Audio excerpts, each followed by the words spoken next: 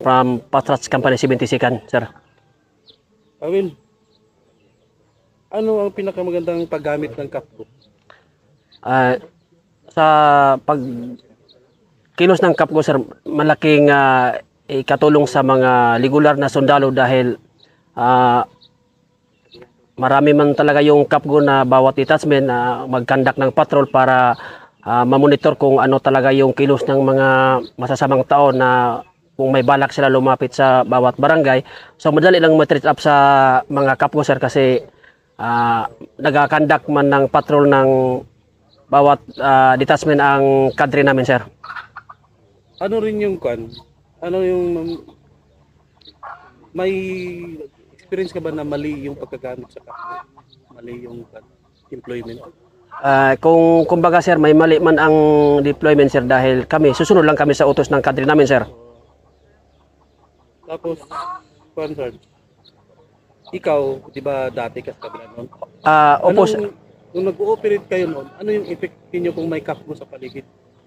Dati noon, sir, noon sa hindi pa ako sumuko dito sa gobyerno, sir, hindi kami talaga makalapit sa bawat area ng sa barangay o kumbaga may mga Capco na kikilos kasi ang Capco talaga kung laging nagkandak ng patrol yung kadre nila, hindi talaga lalapit yung mga yung mga masamang element kasi takot din sila na may malaking kasugupaan sa kalaban.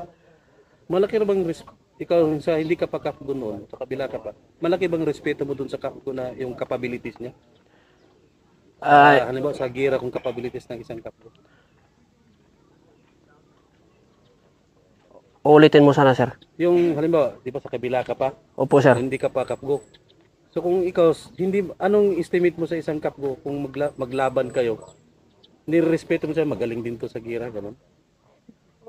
Kung kumbaga, sir, sa gira ang pag-usapan, sir, hindi naman natin ma-film kung ano ang respeto natin sa kapwa natin kasi nasa putukan, sir, eh. Kay, kumbaga, kung may pag-usapan, sir, na ganyan ay may mga magandang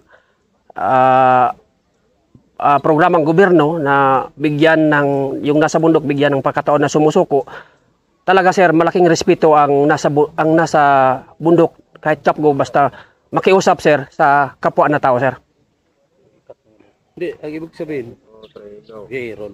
Sabihin mo yun. Ay, kasi sa putukan, sir, kung medyo mabilis ang galaw ng kalaban, talaga, bilib ka talaga, medyo hindi ka talaga makapenetrate kasi mabilis kumikilos at marunong mag-maneuver sa kalaban. Kasi iba naman talaga yung training ng Capco kasi kung ranger talaga yung nag-conduct ng training, mabilis man talaga galaw ang Capco, sir.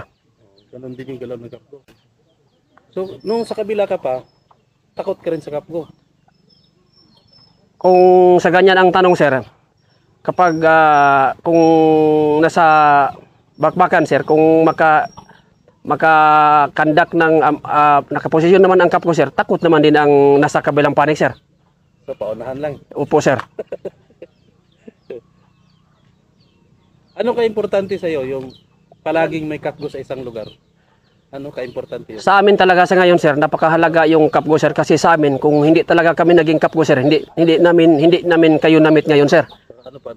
Tapos yung Capco, sir, ay maganda talaga kasi kung walang Capco, sir, paano naman talaga na mamonitor yung mga kasi kung sa detachment talaga, sir, ang Capco talaga mahalaga kasi kung ang kadre magkakandak ng patrol, Capco man talaga yung magsama sa regular, sir. So malaking tulong niyo sa regular force yung Capco? Opo, sir, malaking tulong talaga yung Capco sa regular force, sir. Bakit? Kasi kasi may regular naman na ikausap naman namin, sir, na yung Capco parang anak ng sundalo. So talagang kung saan yung mga Capco, sinubaybayan ng yung kadre nila ay para masunod talaga yung committee na kung magkandak ng patrol, sir. Sa force multiplier, malaki bang maitulong yung Capco kasi di ba kunti lang yung sundalo? So, malaki bang naitulong nyo, na-contribute ng Capco sa regular force natin? Sundalo ba? Andun po niya.